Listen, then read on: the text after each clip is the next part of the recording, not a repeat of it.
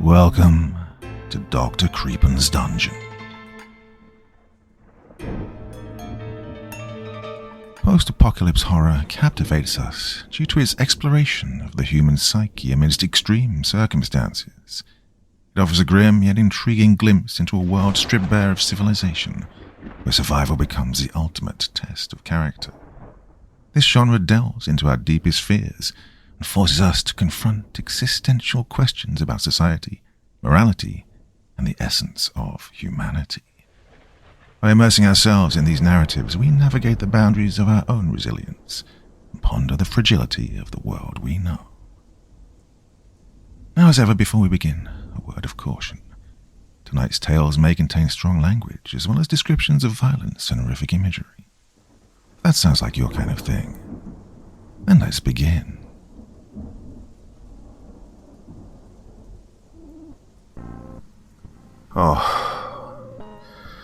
I don't know what's worse. The screams that ended a few weeks ago, or the silence that has fallen since then. Before, I felt like everything should be done to help others.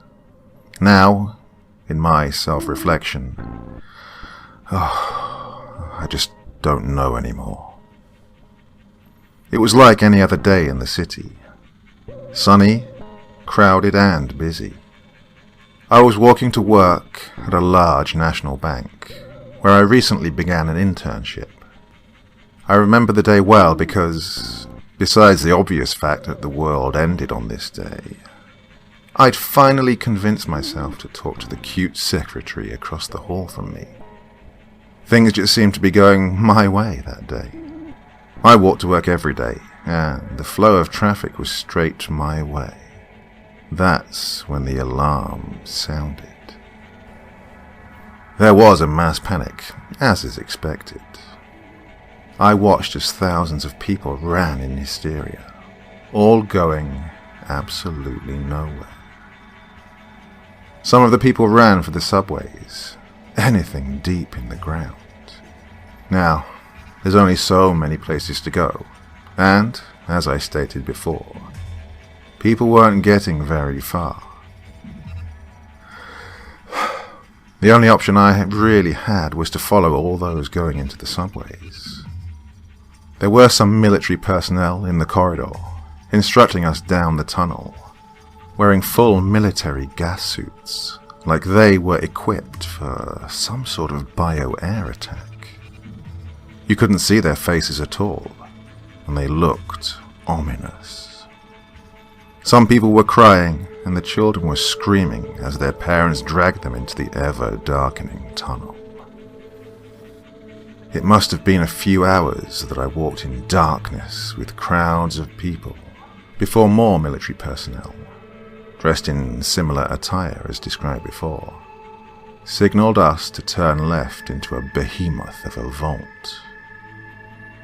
The characters N77, R2D, 80F were written across some of the steelwork. I was lucky enough to have gotten in, because I heard gunshots after walking through the metal frames and the large bronze doors were shut behind us. More screams could be heard outside, and more gunshots. Things got quiet outside after a few minutes. The explosions began around 15 minutes later. The sound was deafening, and the ground shook like the gods themselves were trying to kill us. The children continued to scream through it all, and continued long after. The thing that disturbed me the most was the lack of noise outside. Things remained quiet in the vault for the next few days. People talked about what it was that might have happened on the outside, and the general consensus was that a nuclear explosion had detonated on the surface. It was a miracle that we were all still alive, to be honest. There was a small cafeteria for us, but it was obviously overwhelmed by the amount of refugees here. The food rations were fairly small and seemed inhumane, though we all knew there wasn't enough to go around.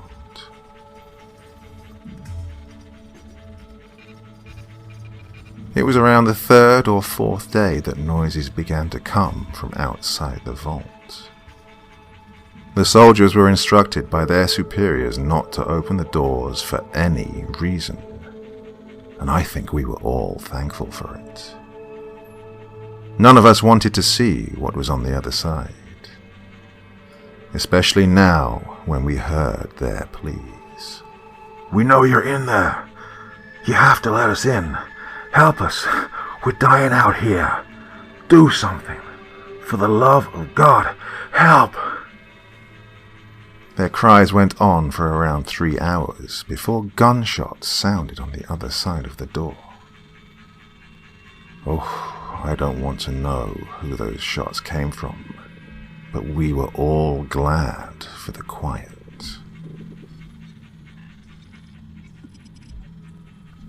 After a week more, the voices were back.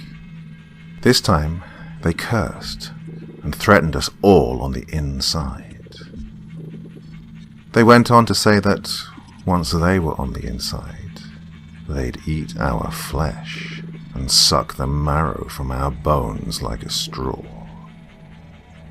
I tried not to let it get to me, but it wasn't working. The voices followed me into my dreams and caused me horrible nightmares. I dreamt I was on the outside in the probably leveled city, being chased by subhumans trying to eat me. I know they're just dreams, but who knows if that's too far off from reality. Recently, the leaders of the vault had all agreed that our rations would be halved. There was protest, and a small faction tried to take the cafeteria, but they were all shot. I've begun hoarding the food I've gotten in my bag for work. Like I said, there's not a lot, but I stow away what I can, when I can.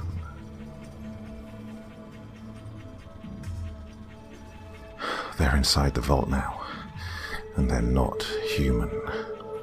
I caught a glimpse of them as I ran through the corridors, and those things are not humans. They have horrible green glowing eyes, and their hairless skin is yellow. I locked eyes with one of them, and in that moment I felt the hatred he, or it, felt for me. A step, 2 steps, and then finally a burst of rounds into his head from his left. I didn't stop to wait and greet my savior. No, I ran. I ran as fast and as hard as I could run. You'll probably think me a coward for what I'm about to say next, but I don't care. I arrived in the cafeteria and went straight for the kitchen. Breakfast was being served, so one of the storerooms wasn't locked up, and no one was around. I locked the giant door behind me and listened to the carnage outside my door. Some shots continued to ring throughout the next couple of hours, and then were silenced. I spent my time taking stock of what food I had, and it was enough to survive for, let's just say, a hell of a long time. A soldier lay inside, near the door, with his rifle to his front, and his sidearm still holstered. I grabbed the sidearm and pocketed it.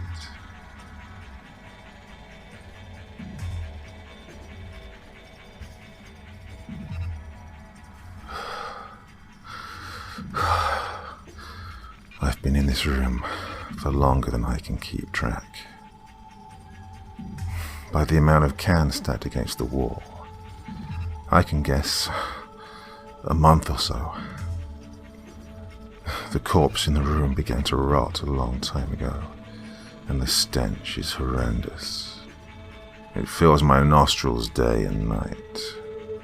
The worst of it is, they know I'm here. They know I've locked myself in this room, and they keep telling me I'm going to die here. I'm going to die in this room. This is the place. They whisper to me in my sleep that they'll peel my eyelids off of my head and rip my fingers off one by one.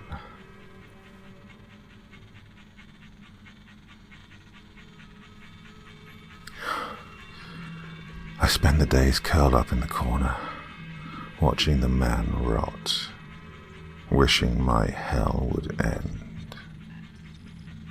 I've thought to myself many times that I could just shoot myself in the temple, and then this nightmare would go away. The food is dwindling, and the idea is more and more tempting. Those hollow things call my name. In my loneliness, I told them who I was. They tell me to open the door, and it'll all be over. Those hollow, inhuman things tell me to end it. End the torture on my own terms.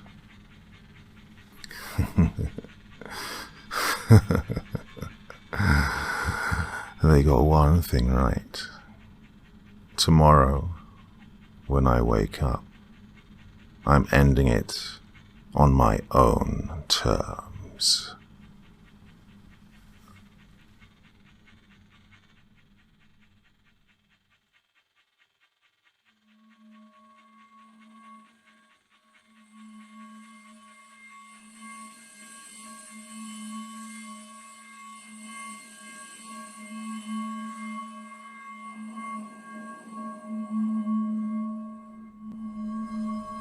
She stalked the dark hallways of the school, making sure that she made no unnecessary sounds that would attract anyone. She'd been following her math teacher for a few minutes now, and was positive that she'd seen him wander into the school building. She checked her watch. She had about an hour to the curfew. The school was deserted, as it had been for the last summer month. She was being extra cautious. She didn't want anyone seeing her follow her teacher into the school. That could only bring trouble. She followed her teacher into the dark hallways. Her teacher seemed to be wandering aimlessly, oblivious to his follower. She waited for him to move into someplace quieter, so she could make her move. Finally, her teacher stopped in front of the bathroom, probably intrigued by the sound of rumbling pipes, and slowly made his way inside. Perfect, she muttered to herself as she reached around for her pink backpack and withdrew a bloodied, solid lead pipe from within and made her way into the bathroom. She carefully closed the bathroom door behind her and ever so softly turned the lock. The soft clink of the lock made her teacher turn around to face her. She could see the look of confusion in the old man's eyes. She followed his gaze to the lead pipe in her hands and watched as his face contorted into a hideous snarl as he lunged towards her. A smile forming on her lips, she sidestepped and drove the pipe with all her might into the back of his head with a sickening thump. She watched him crash into the floor. Soon enough, a pool of dark blood formed around his head. She had done this way more often than she cared to admit. As her math teacher lay on the white tiled bathroom floor, twitching uncontrollably from the skull bashing he'd just received a few seconds earlier, she stood over him, her feet on either side of his waist. She looked him right in the eye and said, "This is for the C- on my last paper," and drove the pipe into his skull again, finishing him. As she wiped blood and brains from the lead pipe, the walkie-talkie in her backpack crackled. "Bulldog, this is Base. What's your status? Over." "Base, this is Bulldog. The school is clear. I repeat, the school is clear. Returning to base now. Over and out." As she made her way out of the bathroom, she glanced towards the corpse of her math teacher and muttered to herself, "Man, this zombie apocalypse is stressful."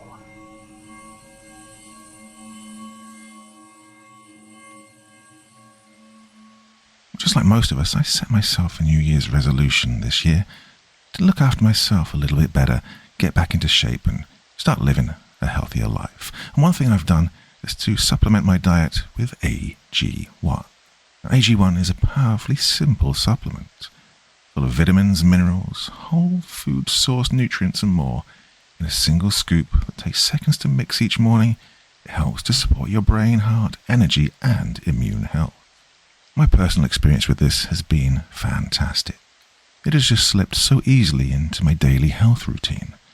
Now, this comprehensive and convenient daily nutrition supplement has many, many benefits. First of all, I find that my focus and energy level improved. The mixture of rhodiola, magnesium, and B vitamins support sustained energy throughout the day, meaning that I no longer get that caffeine crash that I used to get after so much coffee in the morning. I also find that my stress and mood balance is much better. Now, this is down to the powerful plant extracts, adaptogenic herbs, and antioxidants that help support my metabolism and promote mental clarity, alertness, and better focus. And, moreover, well, I'm not getting any younger. It certainly helps with healthy aging. Those phytonutrients from whole foods in the AG1 promote longevity by supporting cellular metabolism and health of the skin, brain, and heart. And, well, I could certainly do with that. Now, the reason I love it so much is that it's become an effortless daily habit. Now, we know that when setting intentions, consistency is key, so building healthy habits can be quite difficult. That's why AG1 has been designed to be as quick and simple as possible. Just one scoop, once a day, mixed with water. It takes less than a minute, and it tastes good too. So if you want to join me and take ownership of your health, try AG1 and get a free 1-year supply of vitamin D and 5 free AG1 Travel Packs with your first purchase. All you need to do is go to drinkag1.com/Creepen. That's drinkag1.com/CREEPEN. So join me, check it out now. It's been 2 weeks since this whole thing started. It all started with a tanker accident. It was all over the news. Everyone thought it was just another oil spill. There were plenty of volunteers, plenty of people wanting to help the poor, defenseless animals. Plenty of victims. Within hours of the tanker accident, it started happening. The animals had gone crazy. They were scratching and biting the cleanup volunteers. They said it was an adverse effect of whatever was in that tanker. Rescue workers were still trying to get the crew out of the ship. They could hear the screaming inside. There were screams to open the doors, but that's when it all went to hell. As soon as they cut the door out. There were 6 minutes of broadcast before it went silent. 6 minutes of screaming and agony. The ship's crew attacked the rescue workers like rabid baboons. They were breaking bones and tearing flesh. The people on the shore weren't faring any better. Those that had been attacked by animals were attacking everyone else. It was worse than any war zone report. It was sheer brutality. And yet the broadcast still went on for 6 minutes. There were 6 minutes, and then blank faces. Nobody could explain what was happening. They tried to continue with the regular news, the economy, the weather, and a cute human interest story. But they couldn't make us unsee what we'd seen. I tried to continue with my regular existence, but every time I switched on the news or walked by a newsstand, it was there, this big mystery. They had some explanations. Oh, it was an infection, or maybe brain parasites, but it didn't matter.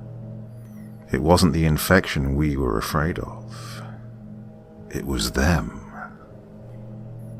4 days after the initial report, a state of emergency was raised. And yet, we've all seen this before. It's in every zombie movie ever. People didn't know who to trust. People were stockpiling food and weapons. Some tried to flee, but it seems every zombie movie was right. They didn't make it. 3 days later, they arrived in my town. I expected moans, shuffling corpses, and dismemberment. But that's where the movies lied. They ran through the streets, screaming. I remember running to my front door as fast as I could, locking, barricading, and doing anything to make sure it would stay shut. And then I headed for the window. I was on the second story and I could see the carnage. They were unstoppable. They were aware. A group of them made their way through a building across the street. They jumped straight through plate glass windows. Even the shards slicing through them made no difference. They just kept coming. My barricade wasn't going to hold. I rushed around my flat, grabbing supplies and jamming them into the most secure room of the apartment. I went back for one last look across the street, and I wish I hadn't. In a second-story window, my face met one of theirs. They knew where I was. I quickly dashed into the room and locked the door. I didn't have any kind of panic room or a secure basement, so the safest place I could think of was my bathroom. There were no windows and only one door. It had a lock. I filled my sink and bathtub full of water so I could stay for a while. I sat there in the dark room with the distant screams in my ears. I began to feel like I may have overreacted. It had been 2 hours with no sign of them. It actually got quieter, and I thought maybe they'd moved on. Maybe I could leave the room and get to the kitchen. I could grab some more food to wait it out. Then, a crash came through the front door. There was the sound of someone running full force into the door and knocking down the barrier behind it. There were a couple more crashes before I knew they were inside. There were rapid footsteps moving around the flat, a couple of screams, and then a bang on the wall beside me. My eyes were open to their widest, even in the pitch-black darkness of the room. There was another bang, and then another. They knew I was there, and they knew I was scared. This was the zombie nightmare I'd been expecting from the start. I had nowhere to run. There was only so much time before they would break in. I sat with my back to the door, hoping my extra weight would make it harder for them to get in. Then, it got worse. Why don't you open the door? There was a voice on the opposite side of the door. There were no screams or moans, just a quiet, whispery voice. And then, more of them. We've come for you. You'll be happier if you open the door. It's not so bad. The whispery voices became a cacophony of noise trying to persuade me, to break me, to fool me. I'd heard that the moaning of zombies would drive people insane, but this was worse. A siren call. I sat in the darkness and hoped and prayed that they'd get bored. But they don't get bored, and they don't leave. I managed to use the mirror to peek under the door, only to be greeted by horrible, unblinking eyes, blood-smeared faces, screams, and more horrible whispers. That was 2 days ago. I don't know what to do anymore. Maybe it won't be so bad.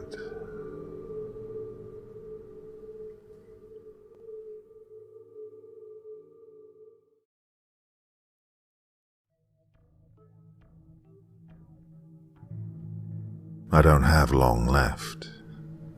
They're coming for me, and it's only a matter of time before they find me. I'm sitting here in this abandoned shack I found in the woods, using only the shafts of moonlight that's coming through the broken windows to write this. I know that this will be the last chance I get to warn anyone, to tell them to find safety and hide. Hide. I never thought in 1,000 years that I would ever think to use this word for myself. I can barely write this. My hands are shaking so violently. The blood off of my fingers is staining the paper as I try to write. I'm sorry. I'm so sorry that it has come to this. That I have to hide like some kind of animal. They're all dead. My friends, my comrades. Jess was the first to go down. They caught her as we were leaving the old mill back in town. I don't know how they found out that we were staying there, but they did. We were packing, taking as much as each of us could carry on our backs. We heard them break through the front doors of the mill, their booted steps echoing through the empty building as they ran, looking for us. We grabbed what we had and ran for the roof, but Jess forgot something, a locket or some shit. I told her to leave it, we'd come back for it later, but she couldn't leave it. Jess had told me once that the locket was a gift from another life, from a time she would never forget. A lover lost to war. I wasn't surprised that she wouldn't leave it, but I still tried to beg her to come with us, that it wasn't worth it. The others tried to tell her as well, but they were the ones who told me to leave her. They're the ones who told me that we needed to run. It had just started to rain as we went across the roof. We could barely hear those first gunshots over the low rumble of thunder above us. The first screams still echo in my ears. I can hear them as if they were still around me. The screams made my skin crawl, the air filling with the sounds of death. And then, silence. The four of us were scaling down the ladders when the silence filled our ears. A deafening sound. We all stopped. We shouldn't have stopped, but we did. Luke was on the ground already. He was always the fastest out of the five of us. He was looking up at the roof, just as we were. Zach was beneath me on the ladder. Abby was above me, frozen as she waited. I should have known she'd have called to the roof for Jess. She should never have called out after her. We might have gotten away if she hadn't. It was only seconds after Abby had called out that we saw the black figure look over the edge of the roof. And I know my eyes went wide, just like the others. That black, menacing figure. I'd heard so many tales of black dogs being omens, or black cats, ravens and crows. But I had never felt as afraid as I had right then, when I was staring up at the faceless black figure that stared back at us. It was Zach that finally broke the silence. He yelled for us to jump and run. We were still halfway up the building on the ladders, and looking down, I remember seeing Luke shouting up at us. I couldn't hear what he was yelling. The gunshots were too loud around us. I didn't get a chance to jump. Zach grabbed my ankle and tugged me hard, forcing me to release the prongs of the ladder. Abby had already jumped off to the side of where she'd been, hurling herself to the ground below. She'd always been able to make these kind of jumps with such precision and beauty. She'd been a dancer once, a long time ago. She landed almost naturally on the ground below, rolling a few feet before standing up and grabbing at Luke, trying to pull him with her, telling him we'd catch up. I felt the ground before I saw it. My body bounced against the hard cement, and I felt my knees and palms scrape against its rough surface. Zach, though, was there with me, grabbing me up and pulling me to my feet. Luke was around us, trying to get us to move. It was all happening so fast.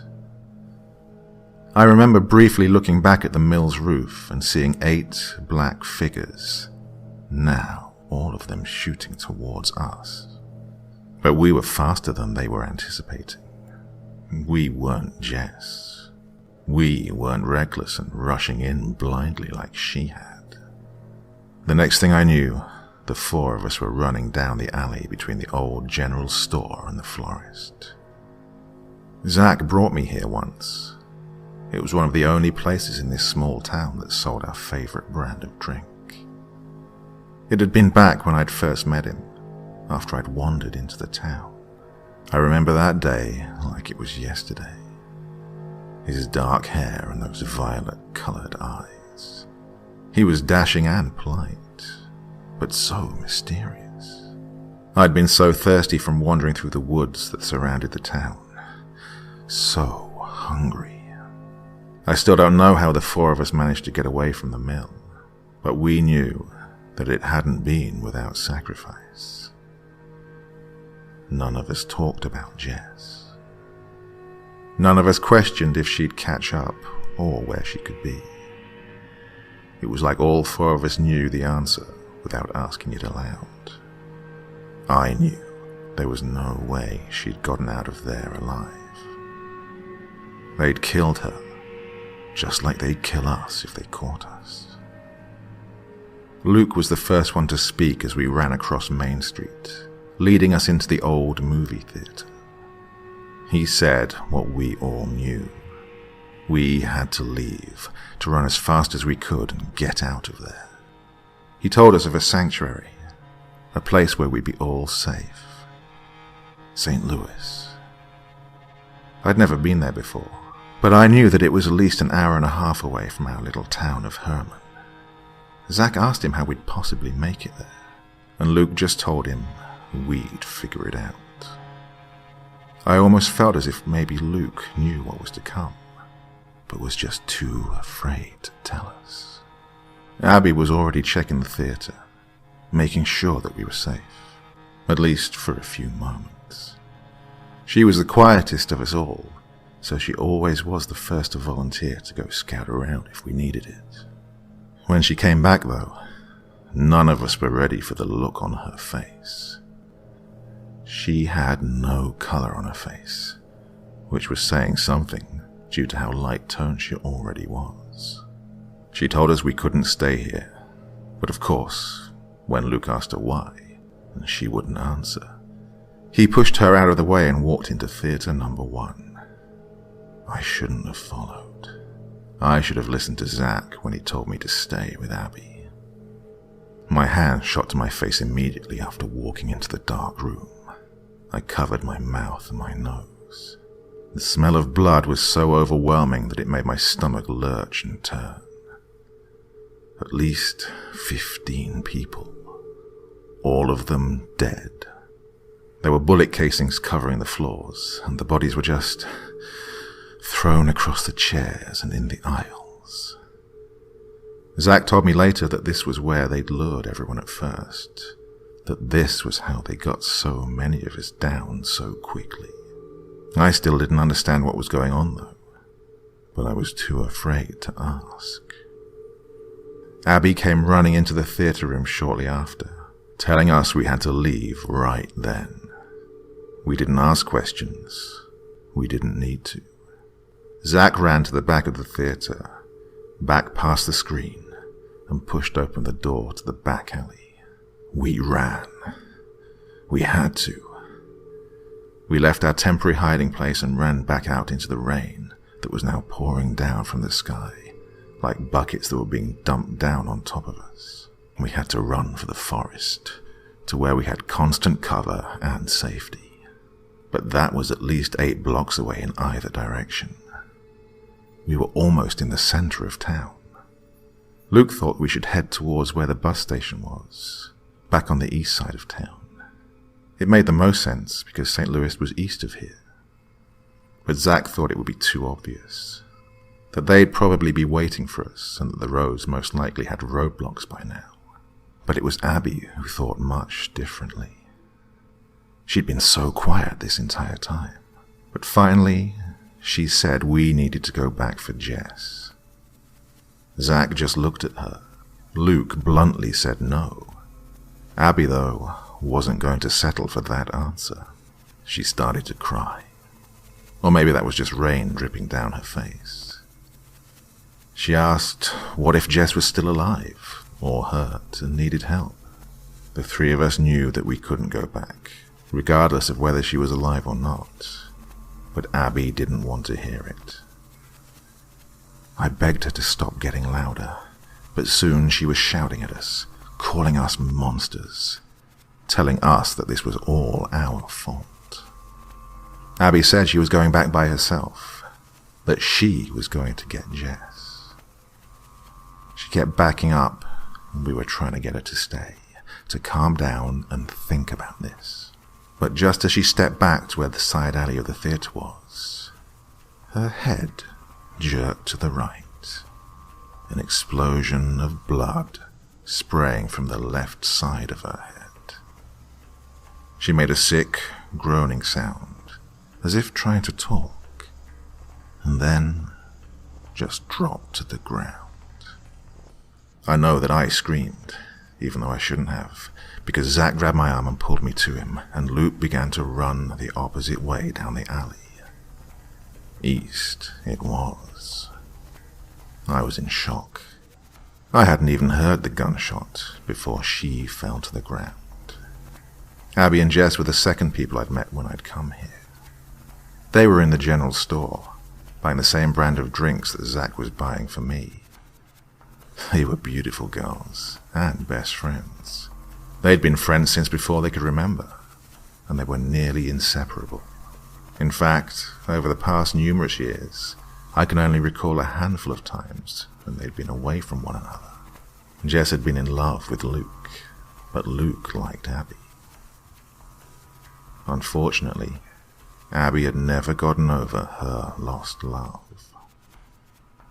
We ran down that alley as fast as we could. We didn't even look behind us. We'd turn down this alley and then that, swerving in and out of buildings, doing the best we could to avoid the main streets. We didn't see another soul until we got to where the bus station was. Herman Station was small, nothing big and glamorous, just a small outdoor station with kiosk where they sold the tickets. It was quiet there. Luke had expected to find at least a bus or two, since there were normally a couple that were kept here for backup or emergencies. But they were long gone. Apparently, they'd been evacuating for a day or two before now. Quietly. It was like they knew who they did and didn't want to save. We would have to run from here. Make our way to St. Louis by foot. Luke even grabbed a map from a nearby kiosk, just so we knew where we were going, and where to avoid. He'd made the trip to St. Louis numerous times, but this would be the first time any of us had walked there. We let our guard down, though. We'd finally thought we were free, that we had our way out, and that we were going to get out of there. We'd started walking towards the tree line to the woods, and we didn't bother checking behind us. We were stupid. Luke heard them first, those heavy combat-grade boots slamming against the concrete as they ran. He told us to run, told Zach to keep me safe. They had their guns up and firing before I even knew what was going on. I heard the bullets ricocheting from around us as Zach pulled me by my hand towards the trees. I didn't dare look back at Luke. I could hear the screams again, just like before at the mill. People were dying. Luke was dying. While we were running, I asked Zach what was going on, why this was happening. I thought we had government immunity, that we were safe, that we could live. Zach told me that the immunity was over, that the newest president had thrown out the agreements and had deemed us all a threat to the nation. He called us monsters. He said we had no reason to be here anymore. Zach told me that we were no longer safe. He said that all we could do was get to St. Louis, where the safe house had been built just in case anything like this had ever happened. From that point to now, sitting in this shack, it's all still a blur. We'd run for quite a while, then just started walking east. It had started to get dark when the sound of helicopters could be heard in the distance. Zach told me not to worry about it, to just keep moving, but I had this overwhelming feeling of dread building up inside of me. We were in the middle of nowhere. I had no idea where we were, or which way to go. Zach was leading me every step of the way, and I trusted him, just as I always had since the day I'd met him. He was my savior and my protector. He'd recognized me the moment I'd entered Herman. He knew that I was someone who would need to be protected. He took me under his wing and did just that. He introduced me to his friends, took me to the mill, showed me what it was like to trust and have friends again. Even now, when his life was on the line, when he knew that if he left me behind he could save himself, he still protected me. He taught me so much over the past numerous years. I didn't know what I would ever do without him. I'd relied on him so much that now I didn't even want to think about what would happen if we were separated. But we were separated. After hearing those helicopters in the distance, We heard the dogs, then the people. The men were loud as they hunted us through the woods, obviously not trying to hide the fact that they were close. It was like a game of cat and mouse to them. The hunters had become the hunted. When they were starting to surround us, Zach hid me in some brush and told me to find the first opening and make a run for it. I didn't want to. I wanted to stay right there and die with him. I stayed long enough to see the start of the fight. I kicked him and punched him, and he took every hit, even though I knew he could have fought back. He was stalling them. He was saving me. It took every fiber of my being to not call out for him, to scream his name as I watched them taunt him and then stab him. They laughed at him, called him names and dared him to fight back like the others. But he didn't.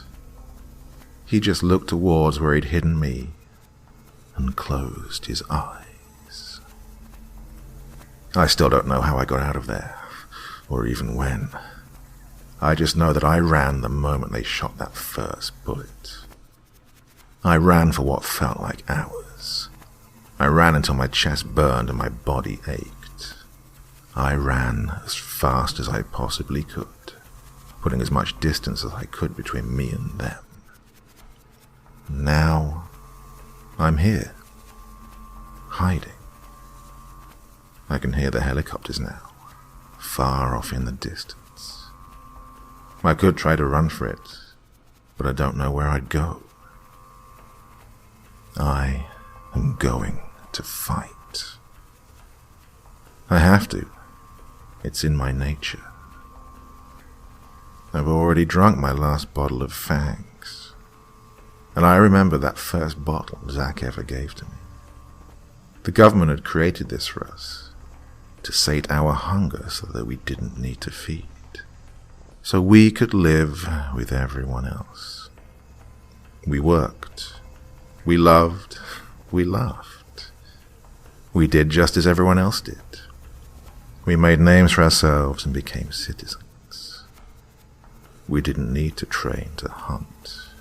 We didn't need to fight. We grew weak and civilized. We were no longer monsters. We weren't vampires. We were just us. But that's gone now. Abby, Jess, Luke, Zach. They're all gone now. Fangs is gone. We are once again the monsters, the creatures of the darkness. I can hear the dogs now. See the artificial rays from their flashlights and spotlights through the broken windows.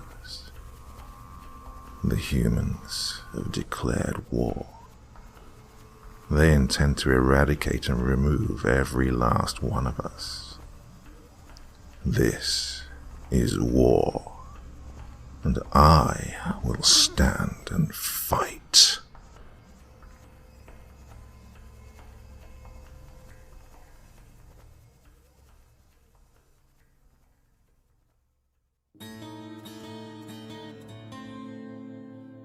One Colt AR-15 semi-automatic assault rifle. 2 banana-designed magazines, each packed with 30 rounds of 5.56mm NATO ammunition. 1 semi-depleted box of backup munitions containing an additional 30 rounds plus change. 1 G29 Glock safe action pistol. 1 box magazine holding 17 9mm parabellum rounds. 1 full box of backup munitions containing an additional 100 rounds. 1 bolo-style military-grade machete, relatively sharp. 1 neutral-colored rain poncho. 2 canisters of CS tear gas. 1 flashbang grenade. 1 empty military-grade canteen, green in color. 1 thermal blanket. 1 multi-pocket military backpack of armored camouflage coloring to hold it all. Mulling over her inventory in precise detail, Krista attempted to commit everything to memory, something she prided herself on for being borderline eidetic. She squatted in the same house she had first come to after Lost Hills had fallen. The same one with stains coating the carpets and broken windows, and smelled of a malodorous amalgamation of roadkill and fire smoke. It was a single house, estrayed from the rest in the neighborhood of the Canyon Road. The road it sat on led up to a steep incline, into a higher-scale collection of Art Deco houses, bordering the very edge of the suburbs. At their backyards, there was chaparral, and a myriad hills before one would reach the isolated asylum she had extricated herself from. Trees grew more scarcely in this area, and often appeared dead, or at least in slumber. Though her endeavours in searching the first couple upscale houses yielded no fruit, it was fortuitous she found some semblance of shelter from the wind and rain. It appeared as though the newer houses had been prime targets for looting, yet the miscreants had overlooked the sequestered abode she had come across. It was built almost like a log cabin, although more extensive in the amount of rooms it contained. The insulation felt relatively modern, and she had done her best to hammer various building materials over the shattered windows, most of which was scavenged from a shed in the backyard. The wind and cold still crept through the cracks, despite her best efforts. Her sweater and pants offered meager protection from the bitter chills, even if she put the poncho on. She sat huddled in her thermal blanket, the crinkles evident even with the tiniest nuances in movement. But the aluminum foil-looking thing had kept her alive for the past few days, so she couldn't complain. The dim room allowed only a few cracks of the pale light from outside to seep in, and illuminate the small inventory she had neatly arranged in front of herself. Her canteen was empty, as she'd earlier gleaned.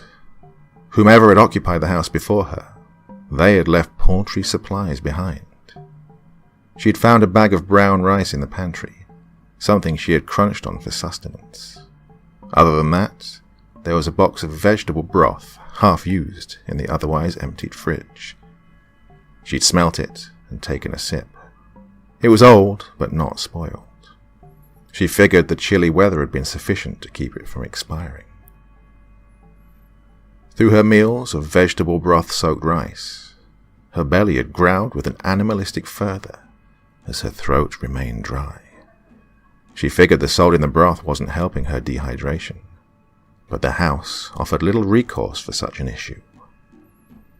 She had searched high and low for any kind of water purifier, even willing to tempt her fate with a charcoal pitcher if she could seek one out, but to no purchase.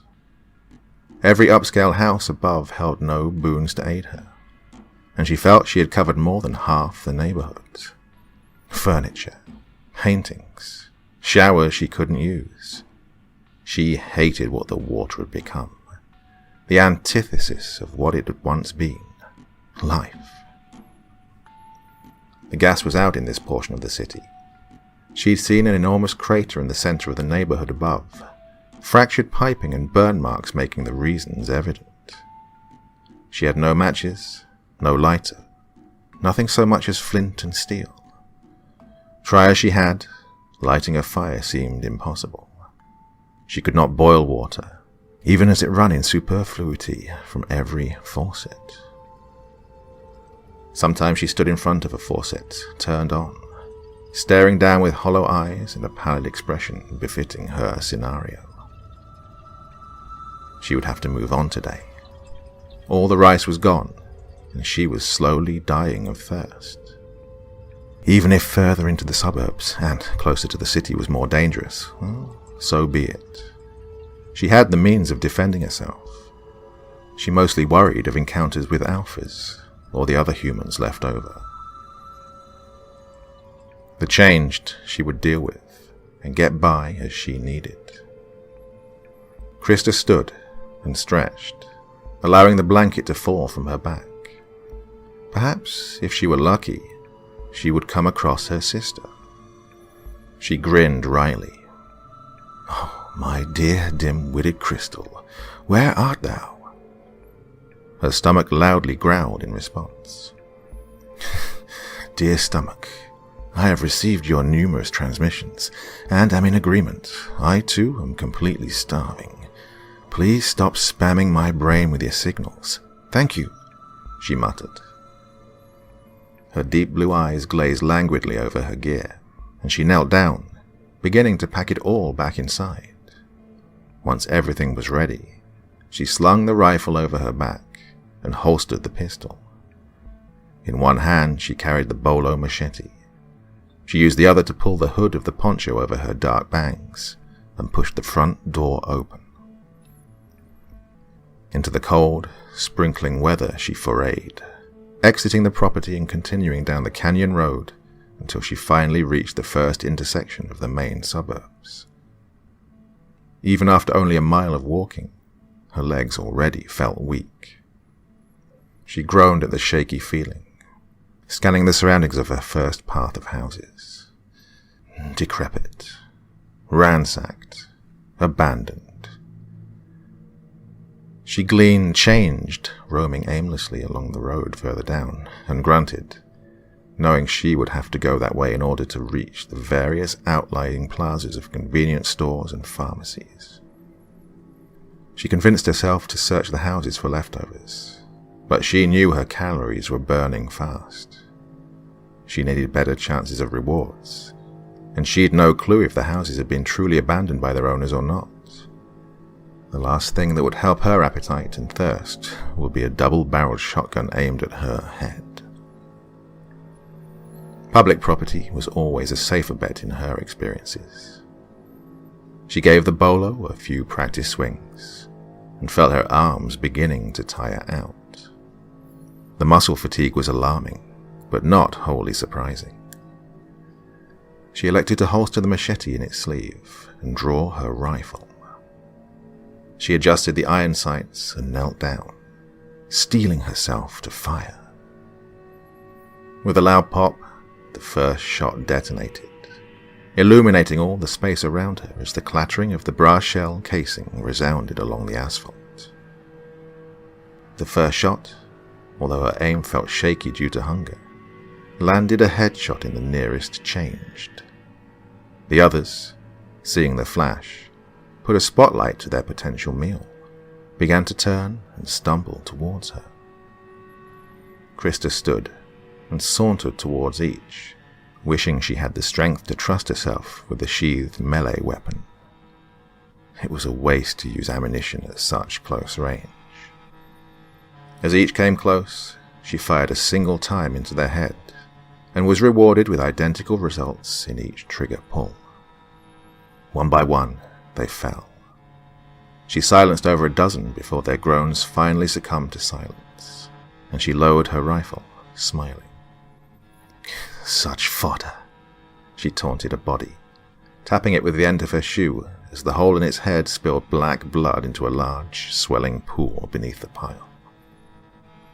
Stepping around the pile, she nonchalantly unloaded her magazine and rolled her backpack around to the side of her body, using her offhand to place the ejected cartridge into a side net. She opened the pack, letting the rifle fall by its sling to her side. She rummaged until she found the box of long rifle rounds and began popping them out one by one. She worked as she walked, not fully paying attention of whatever lay ahead. Pulling the action on the rifle back, she chambered an extra round and moved the bolt back into the firing position.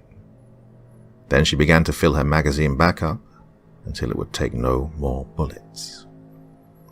Once she zipped the backpack up and reloaded the magazine, she gasped in surprise, halting in her tracks as she almost tripped over the charred bumper of a car.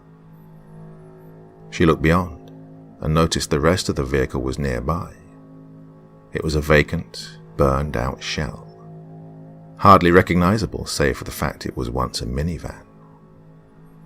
Her eyes scanned around the van, and she quickly realized she'd come across a large parking lot, one the road had turned into. Krista looked behind herself, seeing she had veered off the main road. The parking lot belonged to that of a large mall, she surmised, gazing across the parking lot positively filled with charred and twisted metals.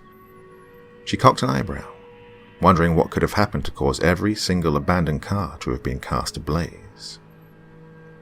As she cautiously trudged through an asphalt aisle, keeping an eye for any change lurking in between the skeletal wrecks, she kept looking ahead to the mall itself. It appeared derelict, as she expected, the lower windows boarded and caged off to the public. But what really piqued her interest were the many messages scrawled in graffiti along the entire bottom. The whole scene felt vaguely uncanny to her. She was curious why a place that must have held host to so many people as society was falling could now be deserted. Nothing so much as a corpse seemed to decorate the other morbid and ubiquitous remains. The cars. So many. All the same.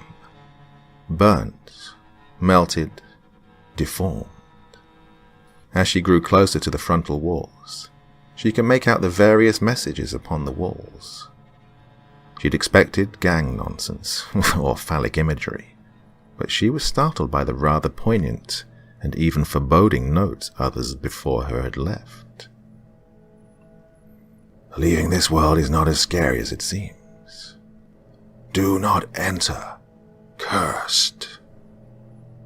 Even the chains shall not tread here. You've gone too far. I'll have more fun in hell. And finally, God doesn't watch inside here. Different colors, different graffiti styles, different messages. She examined each closely.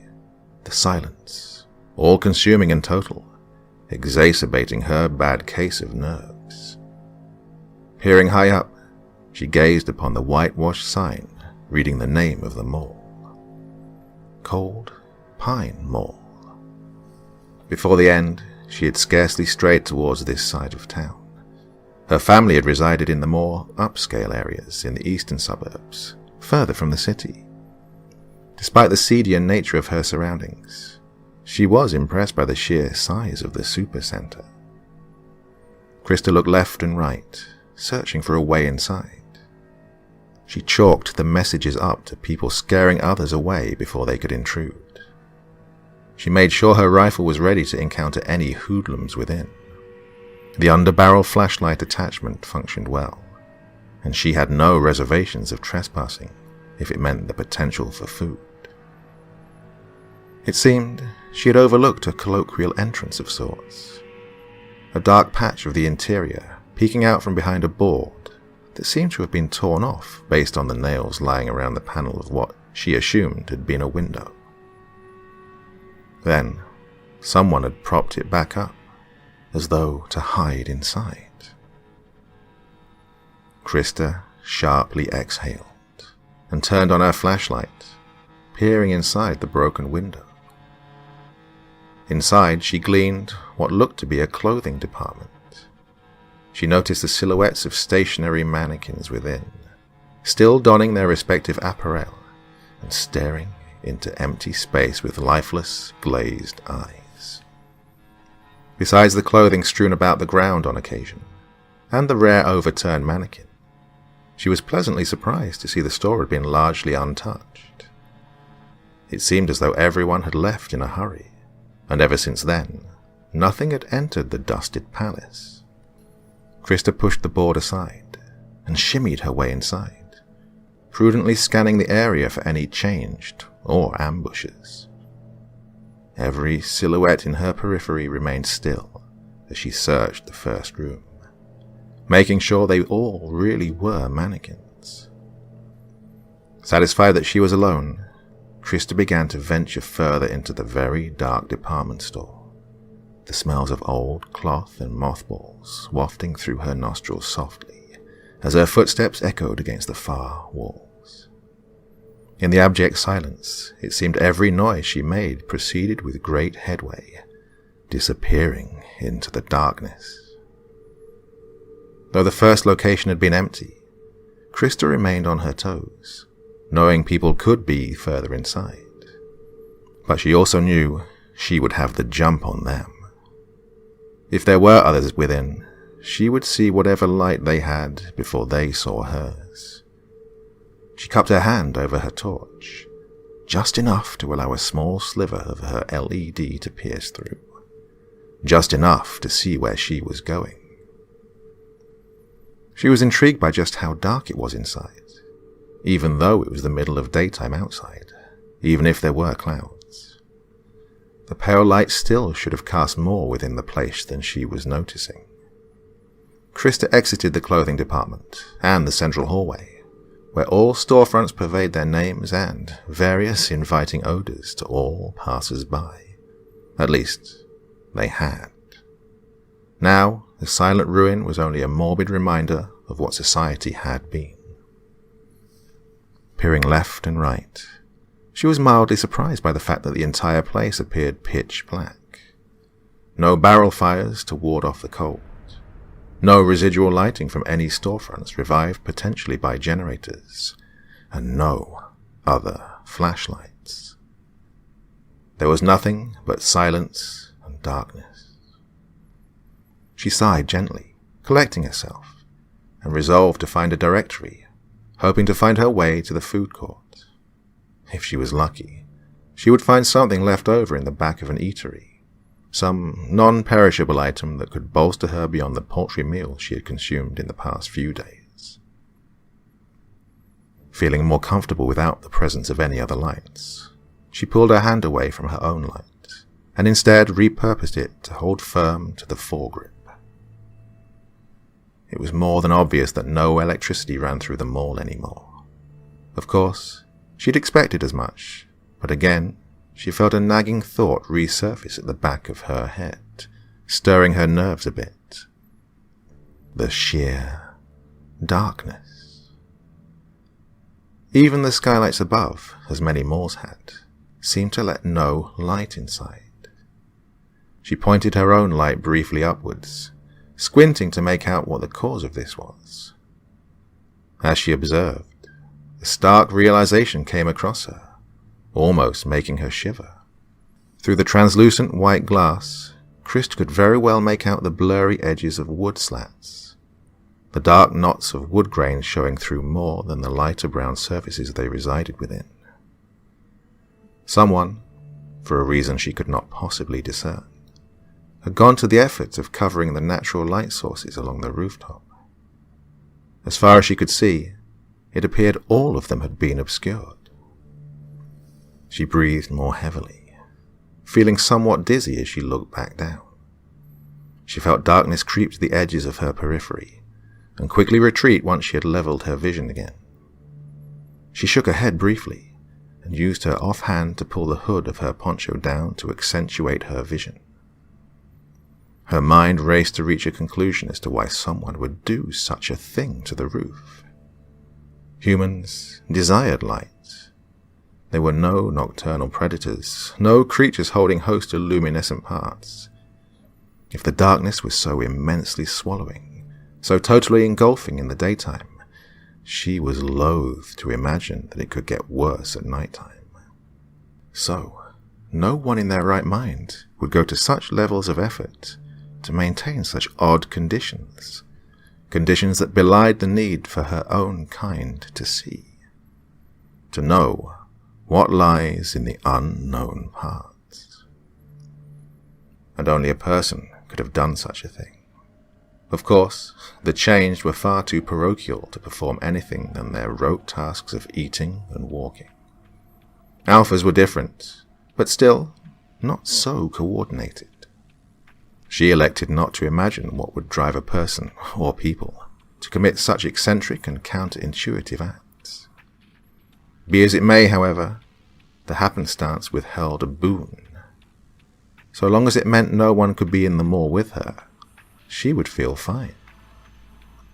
No matter someone's insanity, physical restrictions would always place a buffer zone of plausible deniability. A man with schizophrenia would not be able to climb walls like a spider, and so on and so on. A person so deluded as to cover an entire mall with darkness would not be able to see through the darkness any more than she. As she walked through the dark hallway, the silence pressing from both sides like thick, suffocating blankets, she idly reminisced of the lessons her father had taught her and her sister. Those old, esoteric lessons that only someone as eccentric as him would bring to light. He had shown them scary movies at young ages many would judge inappropriate for such violent and blood-soaked cinema. However, having worked in the movies industry as a prop designer, he had a better grasp on these bloody moments than most. He would pause during a scene where someone had been decapitated, and play the movie frame by frame to illuminate where exactly the jump cut had occurred, where the actor had been swapped with a dummy.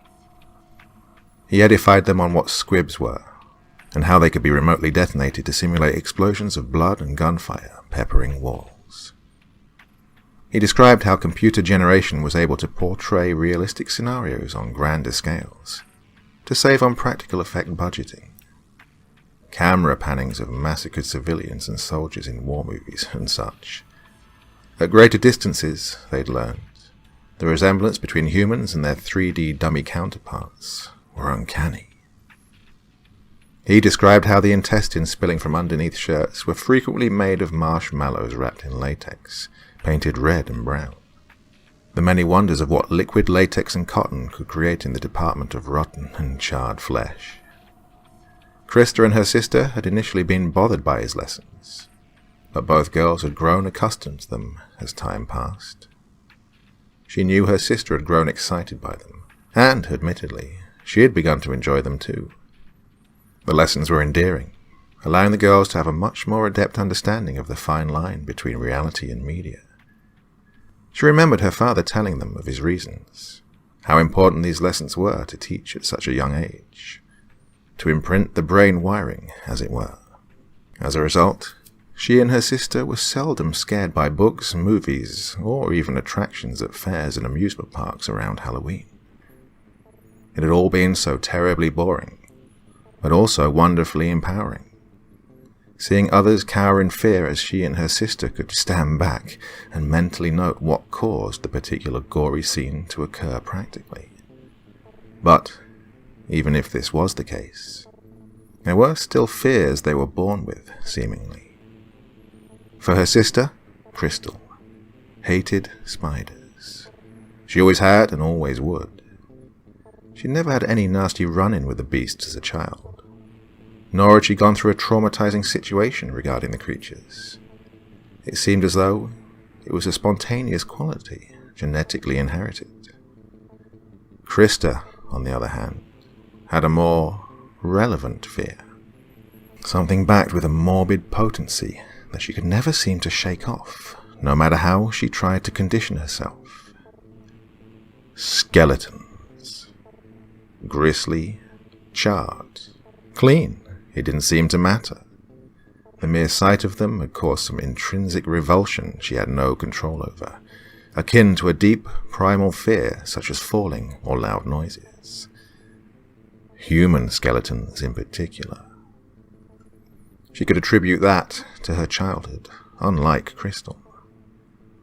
Their father had been showcasing a horror about piranhas to them, and there had been one scene in particular that had deeply unsettled her, against her willpower. There had been a setup of a shot displaying the flow of a freshwater river. A black jungle cow had been forced to ford the river, and had nearly submerged everything but the very top of its head, as to allow its nostrils to breathe. The palette had been grainy and dark, the cinematography telling of some terrible, impending travesty. The cow had begun moaning and mooing loudly, a myriad bubbles rising up from around it on all sides as the murky water quickly turned red. The terrible bleats of the creature sounded tortured, in the utmost agony. She had been shocked when it had emerged on the other side, scant amounts of muscles and nerves attached to the skeleton as the remains of the chewed guts spilled from what had been its belly. The cow had staggered lamely across the ground for several feet, the terrible silver fish flopping and still chewing at whatever remained on its skeletonized, still living body. The sheer amount of blood was harrowing enough, but what truly unsettled her was the fact that the poor creature's head appeared perfectly intact, whilst nearly everything below was completely decimated. It had collapsed to the ground pathetically, and breathed heavily for several more seconds before its still-beating heart was torn into by a fish, and it quickly bled out as the thoracic cavity was breached. Her sister had also thought the scene particularly unsettling, but their father had paused and explained to them the magic of blue screen effects, in combination with a well-trained cow that had waded, in truth, across a river in Ohio and not the Amazon. Crystal had been awed by how realistic it had looked, and was interested in keeping watching. Krista had hid her utter shock beneath a small smile, nodding at her father's information. She didn't dare tell them, and appeared looking weaker than her sister. Further down the line, a man had been climbing across a vine, and Krista had been watching wide-eyed and slack-jawed, cold sweat trickling down the nape of her young neck as she watched in anticipatory horror, until the man fell in as the ominous music crescendoed. She'd squeezed her eyes shut, not looking as his horrified screams came to par with the cow's. After the cries had ceased, she'd peeked out, just in time to see his gristle-culted skull float to the riverbank, an eyeball hanging out and the jaw agape in silent horror. Crystal had heard her dad chuckling at the scene, and had actually joined in at just how over the top it had been played out. Just to be sure, her father had been certain to show them the behind-the-scenes features in the movie menu, to add more than his own insight into the production process. Krista absently stared at the ground as her sister and father had watched with intrigue, seeing the special effects used in the river scenes. She'd looked up, a faraway gaze in her eyes, to see the actor had been devoured standing outside the river, covered in fake blood and wrapped in a blanket as he grinned widely into the camera. A producer had him hold up his skull as she explained how they had created the prop. The director commented on nonchalant things like how the river had been cold, and the actors and actresses who had entered usually needed hot showers afterwards. She hadn't been listening. Those horrible moments kept playing in her head on loops. As her dad and sister kept watching the behind-the-scenes footage, she had subconsciously curled into a ball onto the couch, feeling terrified even though her father sat directly next to her, and her sister next to him. Nightmares came for years afterwards, though she never dared relent and tell her parents what they were about, no matter how many times they had run into her, screaming. She remembered always looking across the room to her soundly sleeping sister, a hateful envy bubbling just beneath the surface of how easily she had shaken the movie away. Every movie their father had showed them after that, she remained indefinitely apprehensive of a monster eating someone, leaving only the bones behind in disgustingly quick fashion.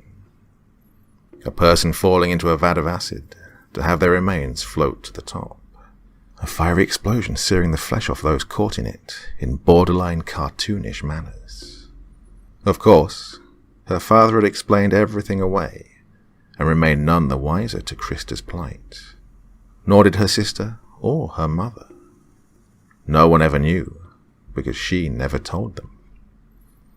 No matter how much he had explained to her how fake it had all been, she couldn't shake the animal fear that they pierced her with, because she knew skeletons were real. She avoided touching her eye socket edges or even her teeth. The bump on the side of her wrist made her nauseous whenever she looked at it. She tried her best to avoid even looking at people's kneecaps.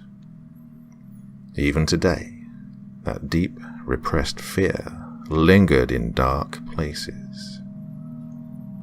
She'd only ever told her therapist, one she claimed to see for unrelated reasons to her family, for which they fully supported her. She only told him because she knew he could tell no one else her disclosures by law. "I couldn't hurt you," had always been the caveat of his sessions. "Skeletons are a natural part of us, like muscles and blood and organs. None of those bother you, right?" They didn't, but his rationalizations had never truly helped her. She continued, her low, careful steps, of which still echoed in the abject silence. Her directory had pointed her to the north side in order to reach the food court, so that's where she went. She at last reached a large, almost cavernous rotunda, filled to the brim with overturned tables and chairs. Surrounding the center were a variety of eateries, long since deserted, and coated with a fine layer of dust. The first she approached was a Mexican food restaurant, the sign once neon and yellow, as she ran her flashlight over the cheerful cartoon boy wearing a sombrero and holding a burrito. She mantled the counter and slowly worked her way inside, moving her LED over the various equipment near the back used to prepare the food. A deep fryer, a tortilla press, a griddle. She pressed into the back, making her way past the kitchen until she reached the metal door of what she presumed to be food storage. She opened the creaking door slowly, wincing as she heard even the modest noise reverberate throughout the food center. Peeking inside, with the barrel of her gun and the flashlight, she smiled upon seeing the metal racks of the pantry. On the shelves resided a few cans of pinto beans, black beans, stale taco shells, moldy tortillas, cans of enchilada sauce, and various canned vegetables. "Should have brought a bigger pack," she muttered to herself, although not allowing the elation of finding food to be lost on her empty stomach. With little thought, she tore open a package of the taco shells and quickly began to crunch loudly upon them, savoring the hard, borderline tasteless food more than anything. Although difficult to consume, she'd no doubt the meal would satisfy for a time, and possibly bolster her weak muscles until she found a way to properly open the cans.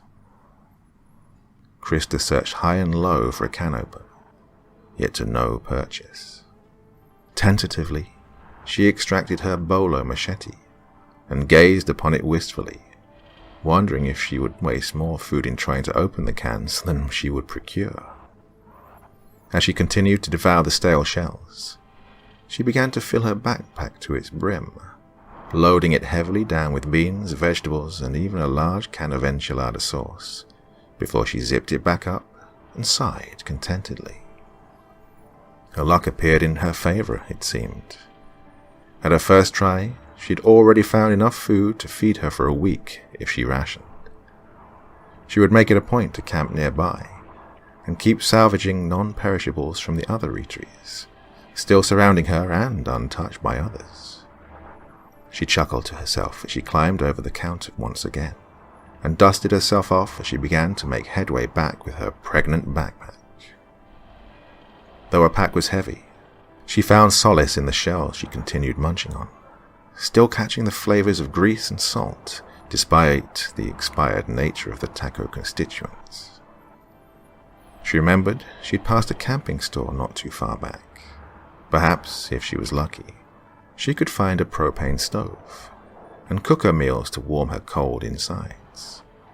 She could spend the night in a tent and set up propane lanterns to illuminate the dreary place. She grinned, liking the idea. Already, with more food in her system, she felt positive thoughts begin floating back to her, erecting the layout of plans she would practice in the next few days. Collect as much food as she could, salvage what supplies she wanted from the camping store, load it all into a shopping cart or a bigger rolling backpack, whatever she could find. Krista paused her steps, however, thinking that she heard something behind her. She turned around and, unsurprisingly, there was nothing. Perturbed, but not frightened, she chalked it up to the echoes of her own footfalls, reverberating in odd ways in the cave-like structure she now walked through. It had almost sounded like a clattering sound, though. Something far different than her rubber soles connecting to the linoleum below. Not metallic clattering, though. Nothing so brazen or loud. It sounded vaguely more subtle, like someone was dropping sticks upon other sticks. All the same, she shrugged it off, and found the camping store after a significant amount of backtracking. She shone her flashlight inside, pleasantly surprised to see how untouched the place appeared. Displays were still up, and boxes were still neatly organized on shelves. Her light glazed over something white, a creamy pale, and standing slightly taller than her. 2 orbits resided within. In the brief second they'd been illuminated, she was convinced they were eyes. Shooting the light hurriedly back, she breathed a small sigh of relief to see it was just another mannequin, dressed in a fisherman's overalls and wearing a bucket hat. He was holding a fishing rod in one hand, appearing in the motion of mid-cast. "You're alone," she murmured, reassuring herself.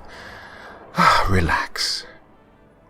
Krista began to rummage through the various displays, searching for the items most befitting of her future endeavors. In her search, she managed to scrounge propane tanks, a propane lantern, a tent in its packaging, a sleeping bag, a propane stove, and a Swiss Army knife. She was ecstatic to find that it did, indeed, have a can opener module, among several other features. Screwing a tank into the lantern, she watched the 2 yellow orbs within begin to heat up, and gradually become lighter until they glowed white-hot, lighting up nearly the entire store. Smiling in satisfaction, she turned her rifle's flashlight off and looked at the gear she had taken. Just gotta find a way to move the rest of this," she muttered, peering at the items quizzically as she finished the last of her taco shells and dropped the plastic wrappings they'd been housed into the floor. Her growling stomach had finally seemed to quiet, but she still desired more substantial nutrition nonetheless. However, Krista wished to deploy the stove before doing anything else, even if it meant waiting a bit longer for her food to be ready. She would much prefer hot beans to cold. By the lantern light, she began to work, pulling the green metallic thing from its cardboard box and figuring out how to stand it up properly. As her metallic clanks and clatters echoed through the empty place, she again thought she heard something. That different clattering.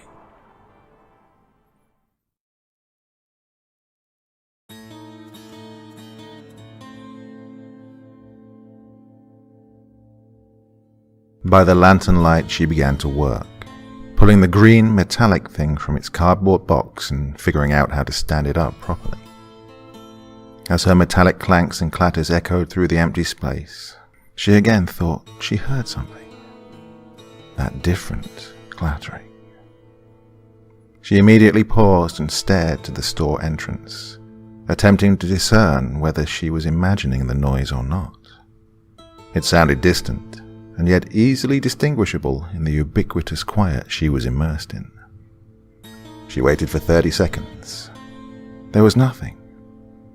About to go back to work, Krista nearly gasped aloud when the noise, now very distinctly not her own, came again from far away outside. She knew the noise. It had been something she'd heard earlier. That same hollow clattering. She took several deep breaths and began rationalizing it to herself. Yes, maybe the wind had come in through the hole she'd made to enter, and was knocking things over all the way back in the clothing department. Maybe a changed had smelled her, and was wandering dumbly around, searching for its supposed meal. Maybe a person had followed her in. She shuddered lightly at that last thought. She wanted to dim the lantern, as to not give away her position. But she was more resourceful than that. She began thinking of how to proceed when the noise came again, definitely in the direction she had entered from. She grunted, sighing indignantly.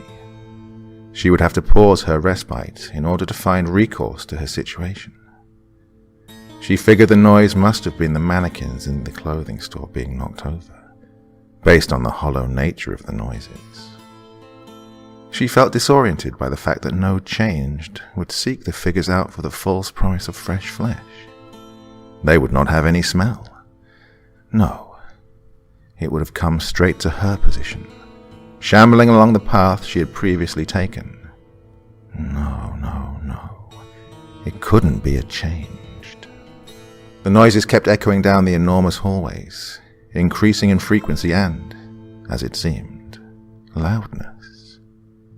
At this point, they almost seemed violent. Whatever it was, it did not have subtlety in mind.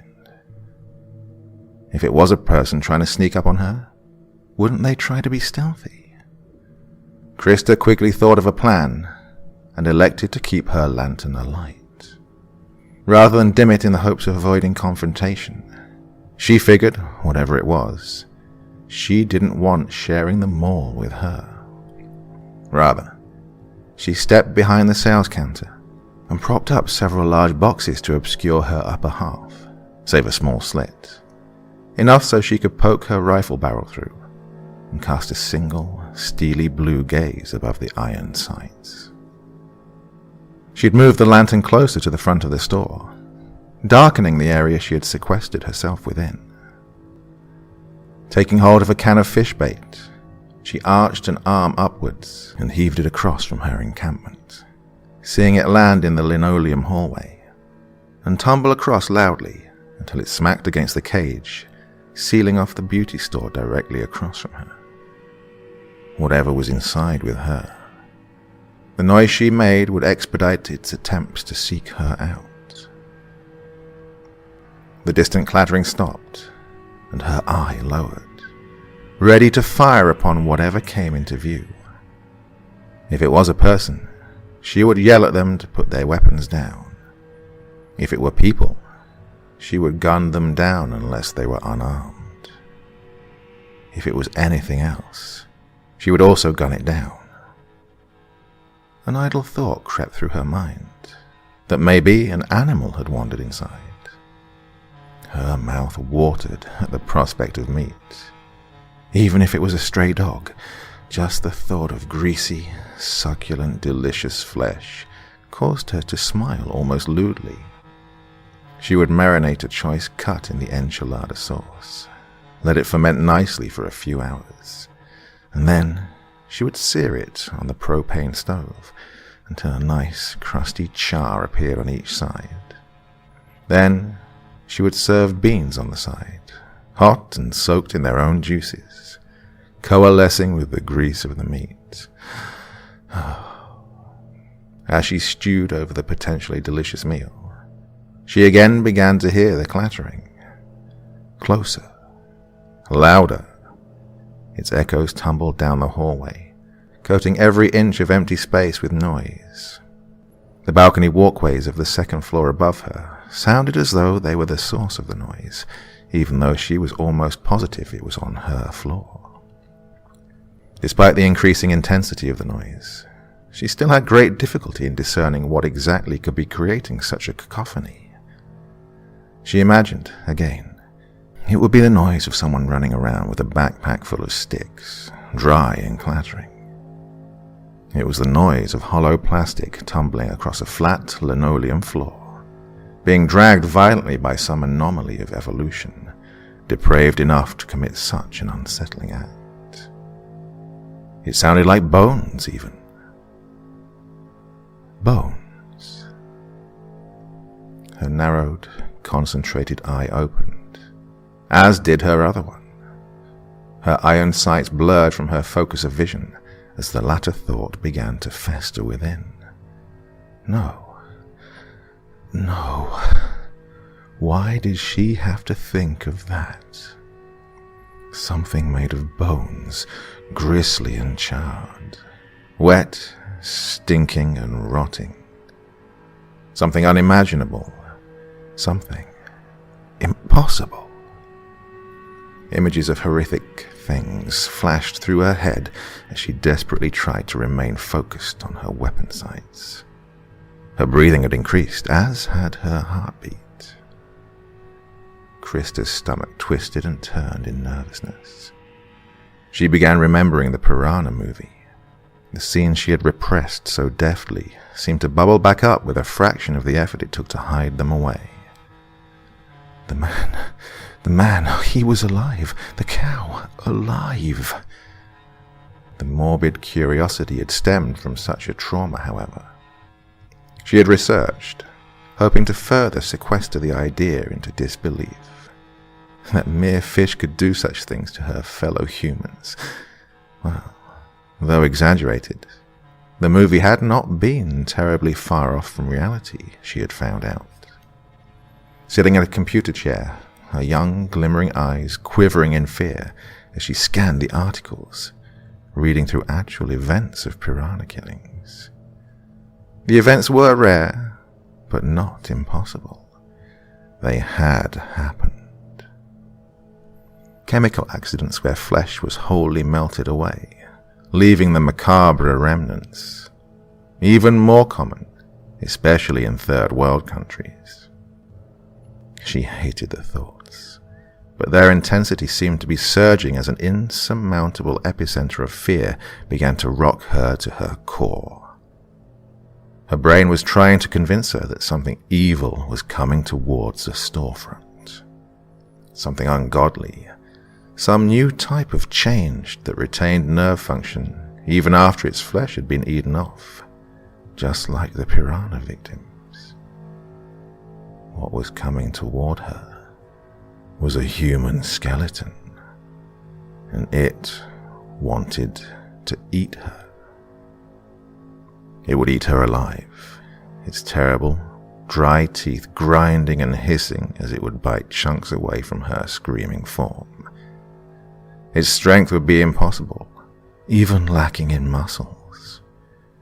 It would snap her own limbs like toothpicks, breaking her body until she couldn't run anymore.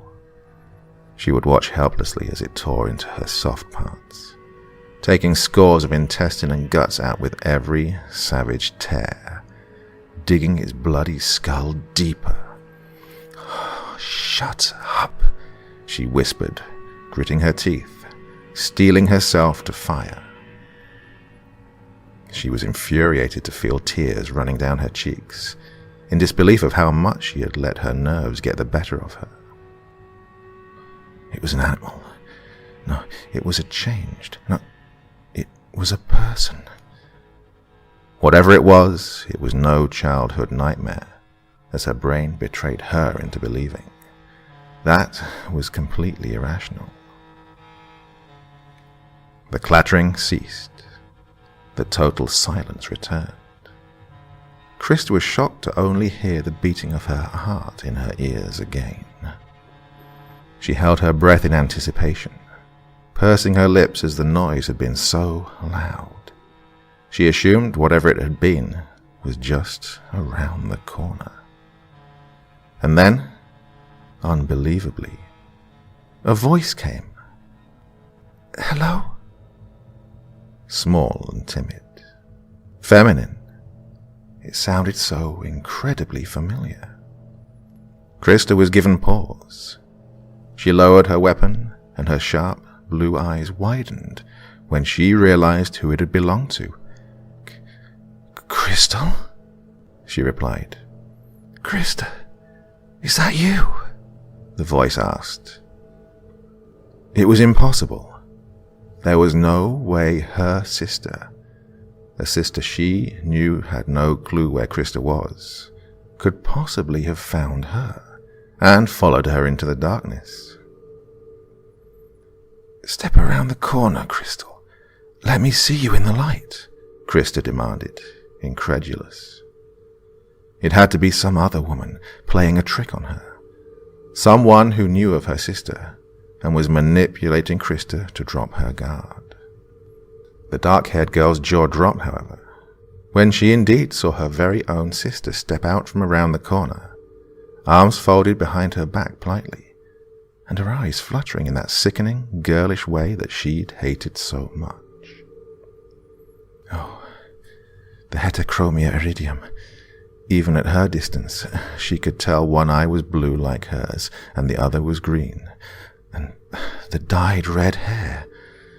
The voluptuous frame, even she had to admit she was sometimes envious of, despite herself. She was standing before her, and Krista could not believe it. She pulled her rifle off her sling and placed it on the counter in front of her. Krista slowly walked around and stepped closer to her sibling in utter shock. "Why didn't you say something when I first went in?" Krista asked, lacing her words with characteristic haughtiness to hide her happiness at the chance meeting. "I thought you were something else." Her sister smiled sweetly. "What did you think I was?" She stooped down and picked up the lantern, so it was closer to her pretty face. "I don't know." Krista put a hand to her aching head and looked to Crystal, finding herself returning the smile. "God, I'm just glad it's you. What happened to you anyways? Are the others safe?" "Krista," her sister spoke in a low, goading tone. "What on earth did you think I was?" Krista cocked an eyebrow, perplexed. Why? What does it matter?" Crystal's smile turned a bit darker. Her brow lowered, and her lips grew tight in the grin. The shadows cast dramatically over her face took a more unpleasant turn. "Crystal," she asked, vexed by her sister's odd disposition, "what's wrong with you? Did you think maybe I was a monster?" she asked in a hissing whisper. In the same second she had finished the bizarre question, she shot a hand up to the knob of the propane lantern and quickly extinguished the light. In the brief split second Krista had to react, to gaze upon her sibling for one final time. She had seen a flash of something. Maybe it had been in the shadows, but her eyes seldom lied to her. In that flash of light, there had not been a loved one standing before her. No, it had looked deathly skinny, dry, skeletal, without flesh, missing eyes. Krista cried out in fear, screaming her sister's name repeatedly as she stumbled backwards, reaching for her rifle desperately, yearning to turn the flashlight on. "Crystal," she exclaimed, bumping into the counter and rubbing her hands over the smooth, cold top, seeking helplessly for her weapon, for her only light source. In the pitch black, she heard a terrifying, loud crash, as though glass had been violently shattered. It came from before her, sounding as though the lantern had been heaved through a window with great force. The fear within was staunch, fully imbuing her every racing thought as she found nothing but emptiness in every impending grasp. She shot a hand down and yanked her pistol out, wildly waving it back and forth, aiming at nothing she could see. There was nothing but a wall of black before her to focus on. "Crystal," she squeaked, her voice hardly escaping her choked throat. Her hand not gripping the pistol with white knuckles, kept searching vainly in her supposition that it was even still there. After several seconds of fruitless search, the terrified woman pulled waywards from the counter and stumbled forwards, bumping into something hard and dry, something terribly cold. Instinctively, she yelped in fear, throwing her aim forward and yanking the trigger. The gunshot was deafening in the relatively enclosed space. the echoes reverberating more potently than the clattering ever had. In the terse flash of yellow, there had been a smidgen of a sight, something to give a marginal piece of feedback into what she had fired into. It had been the mannequin, of which had now toppled over from the Newtonian force suddenly implanted inside of it. "Crystal," she croaked again, begging what she hoped was really her sister to reply. There was nothing. She fell back to the floor, patting it in desperation for what she hoped her AR-15 would be. After what felt like ages, but in reality was mere seconds, her fingers scraped the metal barrel. Sighing tenuously in relief, she yanked it up and shoved her firearm back inside its holster. Standing up, Krista fumbled for her light switch, feeling intensely as though something was watching her with malicious intent. At last, she was able to activate the LED and quickly shone it back and forth throughout the store, swallowing heavily as she rapidly understood there was nothing else within. She was alone. As Krista surveyed the store, she gleaned that the lantern had indeed been thrown through a front window. The tiny crystal-like shards of glass glinted back at her like stars in the dead night sky. She observed the wrecked lantern strewn across the way, residing near where she had tossed the fish bait to gain the intruder's attention. Clambering forwards, her legs wobbly with nauseous fear, Krista leaned down and snapped up her backpack, keeping her eyes locked on the entrance and the threatening darkness beyond. The eerie silence had again returned. Now she could only hear the crunches of her boots upon broken glass as she slowly made her way outside the store, still feeling a strong sense of disquiet. Even disregarding what had just happened, her instincts were screaming for her to run away, to assume flight over any kind of fight.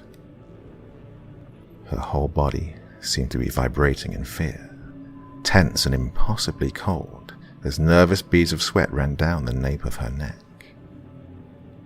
Despite the potential gains of remaining and salvaging what she could, Krista could not shake the overwhelming feeling of dread the place instilled in her, the sheer horror. Exiting the camping store, she looked behind herself, the powerful light beam casting its illumination as far back as the first tables and chairs of the food court. Beyond them, she could only see darkness.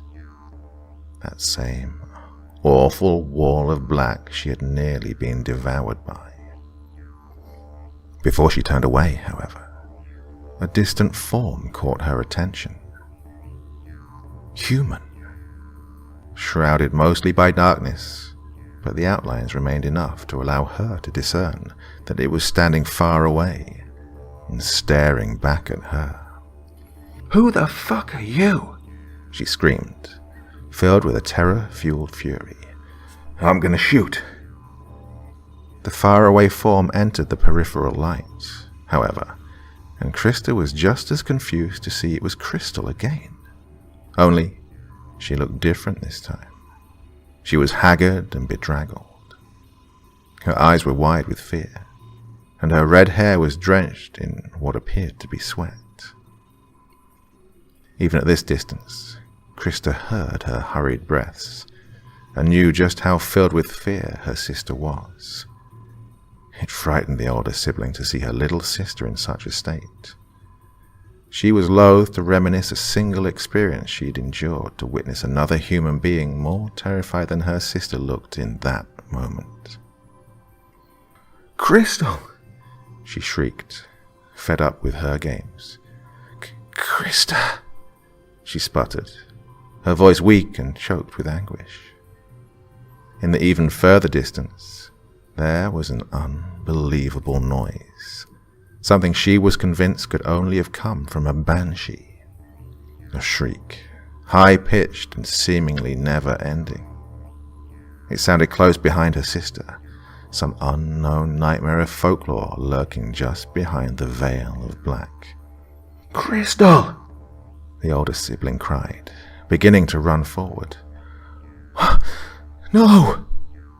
Crystal let out a blood-curdling scream as something impossibly fast yanked her down in a blur. She smacked her head on the floor going down and cracked it open. As blood began to spill profusely downwards from her gaping wound, the younger sister looked up for a final time, her gaze latent with intense sadness and fear. Then something dragged her beyond the flashlight's reach and into the darkness violently. Her screams were the only part not obscured by the spectacle, as they quickly swelled into louder, more high-pitched wails of agony. Krista wanted to rush forward and help her poor sister, but she was rooted to the spot, petrified in a horrified stupor, as the cacophony of shrieks were rapidly supplemented by loud tears and splats, along with wet snaps. Krista ground her teeth to dust in terror, unable to even scream in her own fear, as tears liberally spilled down her cheeks and dripped onto the cold linoleum beneath. The screams continued, along with the wet, disgusting smacks and slurps of some unseen horror, devouring her sibling with a fervor only possible in ancient lore. Then, unbelievably, horribly, pieces began to fly out of the darkness and into her light's beam as the yells of her sister finally ceased. Something red and grisly, something sickeningly wet and bloody, still coated in a fine layer of meat and sinew. A bone! Krista's mouth opened to scream, but nothing escaped, save for a hoarse whisper. More came. Humeri, cleaned ribs, a pelvis, pieces of phalanges and metatarsals, fragments chewed and torn by an abomination. And, as a final horrifying centerpiece, a circular, red-yellow object like a porcelain ball tumbled to rest in front of the rest of the gristle-coated remains. It slid perfectly in place to stare at her, one blue eye, the other green, still remaining within as strands of red, dyed hair still clung to the wet meat left behind. The eyes were wide, almost cartoonish in size. They looked directly at her, dead, but still so filled with pain and terror. Krista did not scream. She did not cry. She did not watch. Even as the first glimpse of the monster in the shadows came into view, she turned on a heel and sprinted with every fiber of her being towards the way she had come. Her muscles burned, but her horrified brain did not care of such trifles. Running faster than any human before her, the girl bolted down the hallway, not even thinking to fire her weapon. She could not fight her worst nightmare with a piece of metal, interwoven with polymers and plastics. A piece of lead, or even several, would not halt the monstrosity behind her, the clattering of its footsteps seeming to grow even closer as she desperately tried to escape. As it gained on her, she began to hear rapid clicks, in addition to the awful clatters of its footsteps. She entered the clothing department, shoving past mannequins and toppling over any clothing racks that came into her path. It was only when she caught the glimpses of evening light streaming in through the board that she had pulled away and barreled into it without a single thought of the glass beneath that she was forced to turn around. As she tripped over the threshold of the shattered window, falling backwards into the dead grass strewn with shards of broken glass, she was forced to cast but a single gaze upon the amalgamation of terror that pursued. It was a human skeleton, gigantic, nearly 9 feet high, Its fingers were like claws, hanging with tendrils of fresh meat.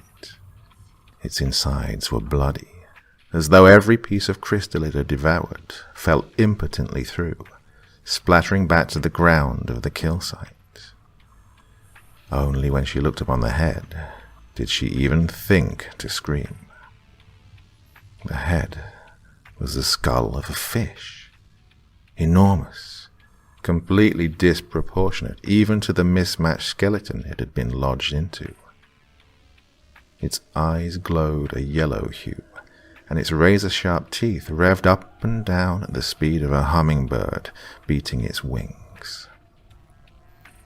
The clicking was more evident to hear now, as its enormous eye sockets came within a foot of her face, ready to grind her expression into mincemeat with its chainsaw-like mouth.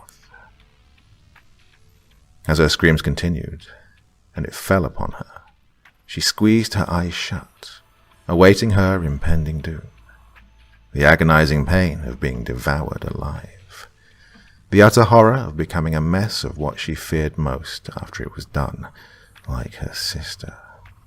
She screamed and screamed, but only after several seconds had passed was she able to briefly quiet and peek into the maw of darkness before her. The darkness. No creature residing within. Nothing eager to turn her inside out. Inside, she saw a shadow. Not hers. Not possible, as it stood within the black. Like a form of physicality, and yet not. It cast a shadow upon the darkness itself. She stared with wide, tearing eyes, as it seemed to stare back at her. Then, like a rush of spilled water, it dissipated into the ground itself. Krista shimmied backwards, not feeling the punctures of broken glass into her palm as she made several meters of distance between herself and the square of black. She sat, breathing heavily, running a hand over her own body hurriedly as to make sure she was actually alive, actually real. As she sat, tearing and bleeding at the edge of the parking lot, fully lit in the cloud-covered evening, she pulled her knees close and buried her head into them. She began to cry, unable to control herself. As she wept, thoughts raced through her mind, unable to discern what exactly she had just witnessed. She asked herself what was real, what wasn't. Her sister, the monster, the noises. It had all been an hallucination. Krista sniffed deeply and wiped away her tears as she kept her seat, feeling too despondent to move from her position. As hot red ran down from both palms, she stared into the pale asphalt beneath. Even as rain began to patter downwards from the pale above, she remained. It wasn't real. There was no conceivable way. There just wasn't. It had been her nutrient-deprived brain playing tricks on her. Even as she rationalized it to herself, Krista felt the difficulty in assuaging just how real it all felt. The total horror she had been consumed by. It wasn't real, she whispered. It wasn't. After nearly an hour of sitting, doing her best to explain away everything to herself, Krista stood and looked to her bloody hands, and then to the pale, gradually dimming sky above. It hadn't been real, but she had to find Crystal now, more than ever. Not that she doubted she was hurt, or worse was out there, but certainly not inside the mall. Crystal was alive somewhere else, and Krista resolved to find her. She knew this because even in her stupor of terror, she remembered something. Something her brain had gotten wrong. Crystal's right eye had been blue, and her left was green. The heterochromia iridium. In reality, it was reversed. Krista chuckled in a jaded manner, the sound completely dry and devoid of any actual latent humor. Lightheaded and still recovering from her exhaustion, she made a final approach to the original white wall where she had gleaned all the other graffiti messages. She looked to her hands with a depressed, surreal stoicism. Extending a bloody finger, her eyes were empty and pale as she inscribed her own warning. After the admonishment was complete, she took a few seconds to read it herself and then turned around, ready to collapse and sleep somewhere dry. Then she would find the others. And then she would find her real sister, not some monstrous hallucination. As she exited the parking lot, searching for an empty house to rest inside, the rain began to pour onwards, though her message remained guarded by a high awning. The caution read, Satan's Theater.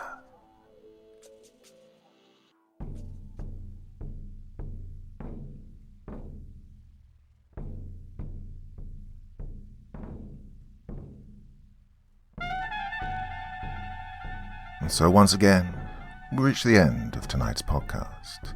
My thanks as always to the authors of those wonderful stories, and to you for taking the time to listen. Now, I'd ask one small favor of you. Wherever you get your podcast from, please write a few nice words and leave a 5-star review, as it really helps the podcast. That's it for this week, but I'll be back again same time, same place, and I do so hope you'll join me once more. Until next time, sweet dreams and bye-bye.